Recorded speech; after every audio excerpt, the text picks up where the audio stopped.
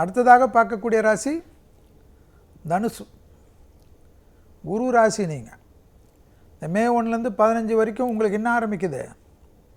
வார்த்தைக்கு மதிப்பு, மரியாதை, குடும்பத்தில் நிம்மதி, குடும்பத்தாருடன் பயணங்கள், குடும்பத்தில் இடமாற்றங்கள், குடும்பத்தில் வசதி வாய்ப்புகள் அதிகரிப்பது, பண வரவு வருது. இப்போ கடாத பாடுபட்டிருப்பீங்க பணத்தில். ரொம்ப நாளாக எது இருந்தால் அனுப்பிக்க முடியாதா இருக்கும். ஹெல்த்தெல்லாம் போட்டு பார்த்துருக்கோம். இப்போ 5லேருந்து குரு 6க்கு வராரு. ஸோ ஏற்கனவே ஹெல்த்தில் இருந்த இதுக்கெல்லாம் மருந்து மாத்திரை ரெகுலராக எடுத்துக்கணும், எக்ஸசைஸ் பண்ணணும். டக்குன்னு ரெக்கவர் ஆகும், பயப்படாதீங்க. ஆனால் என்னன்னா, கோவப்படுறதை விட்டுடுங்க, வேலையாள்கிட்ட கத்துறதை விட்டுடுங்க, அக்கம் பக்கத்து வீட்டிலலாம் சின்ன விஷயத்துக்கெல்லாம் சண்டை வேணாம், அதெல்லாம் கொஞ்சம் பார்த்துக்குங்க. அதெல்லாம் விட்டு கொடுத்துட்டா நல்லாயிருக்கும். அதில் ரொம்ப முக்கியம்,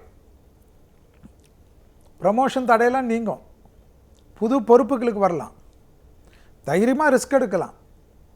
சனி வேறு விலகிடுச்சு இல்லை, இப்போ குரு வேறு மே 1லேருந்து உங்களுக்கு ஹெல்ப் பண்ணுறார், பார்வையால் ஹெல்ப் பண்ணுறார். வீடு கட்டுறது, ரிஸ்க் எடுக்கிறது, வண்டி வாங்கிறது, நிலம் வாங்கிறது. வண்டியெல்லாம் 7-8 வருஷம் ஆயிருக்கும், புதுசாக வாங்கலையேன்னு புலம்பின்னு இருப்பீங்க. அதெல்லாம் ரெடி பண்ணிக்கலாம்.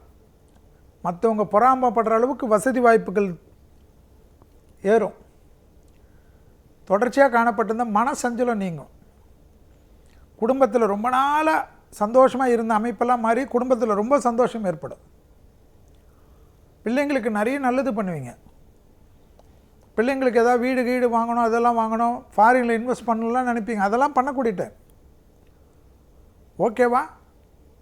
கோயிலுக்கு அதிகமாக பண்ணக்கூடிய ராசியில் தனுசு ராசி காணப்படுகிறது. தனுசு ராசிக்கு யோகமும் அனுகூலமும் கண்டிப்பாக காணப்படுவதனால் எப்பொழுதும் மகான்கள் வழிபாடு, ஆலங்குடி, தென்குடி திட்டம் எல்லாம் போயிட்டு வாங்க, நிறைய நல்லது நடக்கும். குரு வேறு மாறி இருக்குல்ல.